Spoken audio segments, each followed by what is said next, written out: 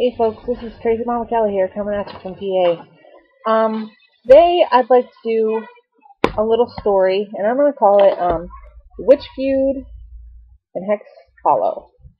This took place in the 1928, 1920s. There was a guy by the name of Nelson D.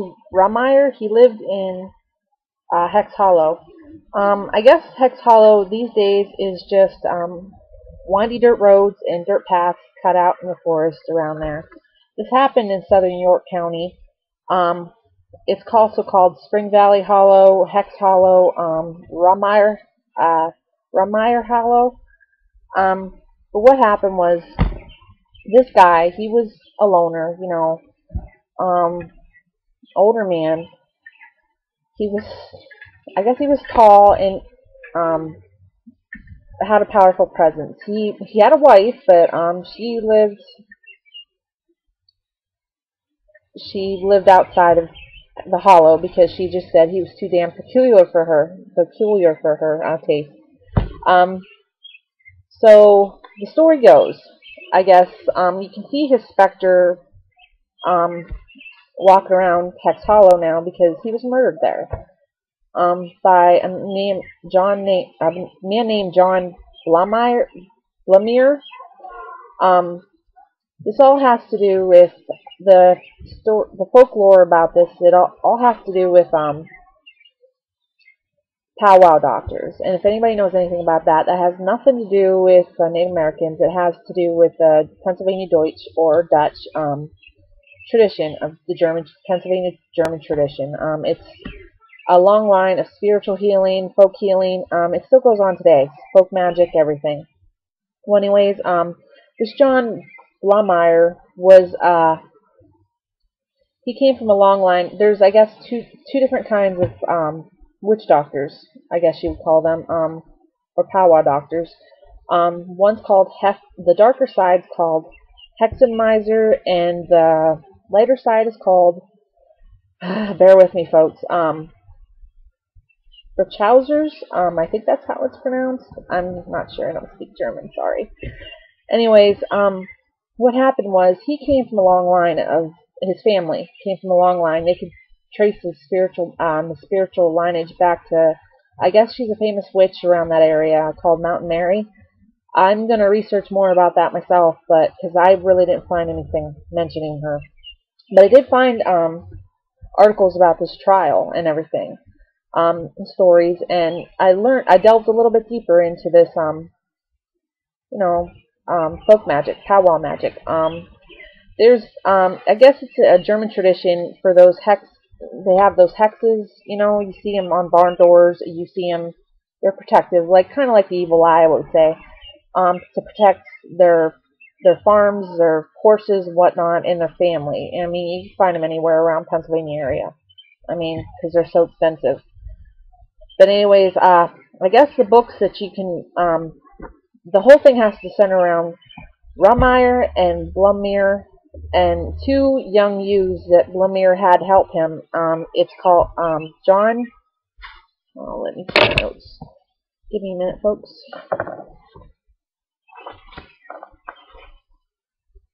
John Curry and Wilbert Hess.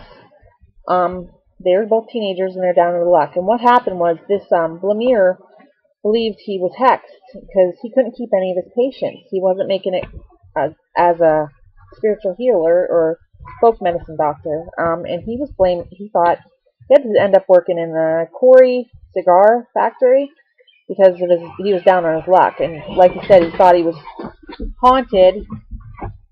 He thought he was...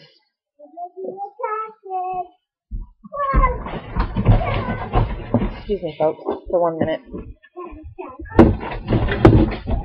Lily!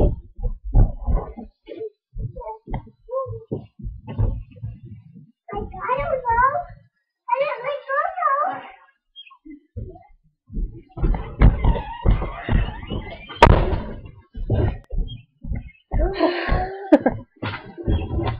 Crazy kids, Anyways,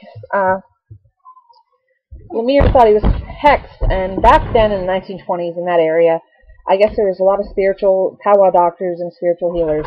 So he went to like every one of them, to find out who cursed him and what was going on with himself. Well, when he did that, he ran into this woman named Nellie Knoll. I guess, a.k.a. her name was the River Witch. And after a lot of his money and a lot of sessions, she finally named, the hexer. And his name, of course, was the one I told you about, Nelson Rehmeyer. So she convinced him that she told Blymire that he's going to have to get a hex of this gentleman's hair and his hex books and bury it 6 feet underground to be relieved of his hex. Well, I guess he was a little bit wondering how he's going to go about this. So he knew these two teenagers, like I told you, Johnny Boy and Wilbert.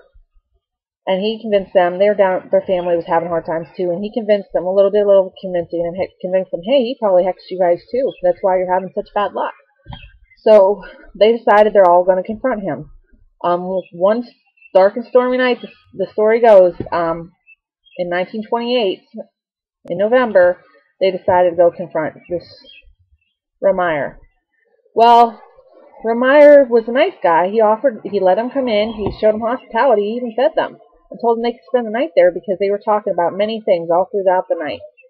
So, when the night came, he went upstairs to go to bed, and it was early morning by that time.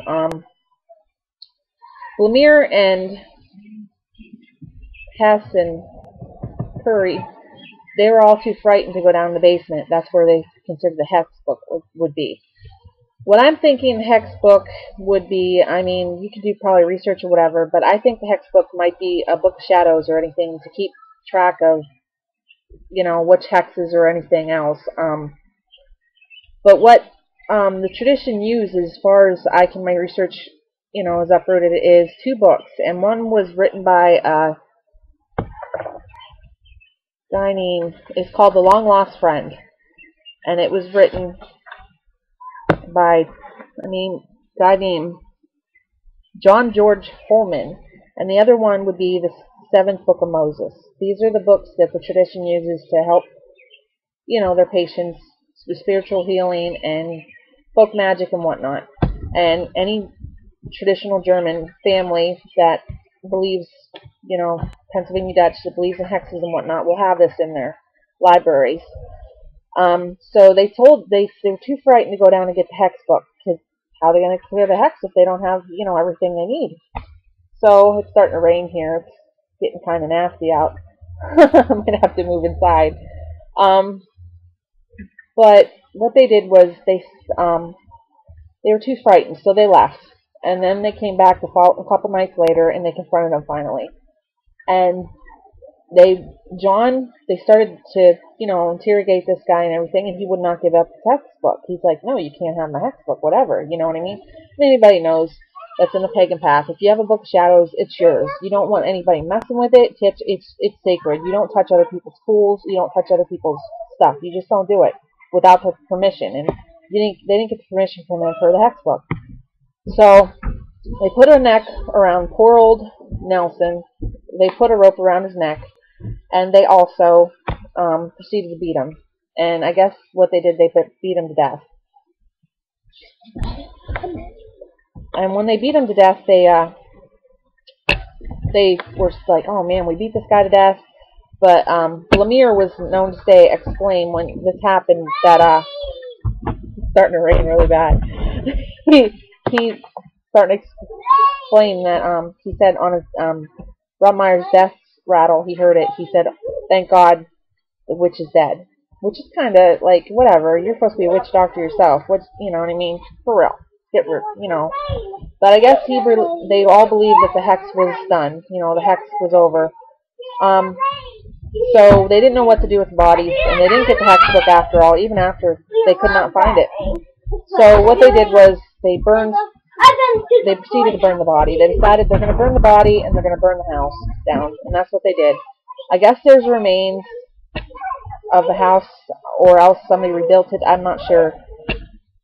The body was found. A poor Rehmeyer. It was found on Thanksgiving by his neighbors. I guess there was a trial pursued afterwards, but the story doesn't go any further from there in the book. But I guess old Rehmeyer's ghost haunts the place because he's just, you know, his body was taken, you know, he was killed, you know what I mean? And people believe, you know, with ghosts and whatnot, unfinished business, you know, they're going to haunt the area. So I guess he's known to haunt the area. So if you ever down Spring Valley Hollow, down in Southern York, PA, you never know, might see something. But that's a long story, yes, I know, folks, but I thought it was pretty interesting. Anything else you want to know about this, Google, you know, whatever. I'll put the names of the thing down below so you know. Nobody really talks about it. If you were going to travel that area, nobody really likes to talk about the situation, you know, because there's murder and witchcraft involved. So, you know, of course nobody wants to talk about it.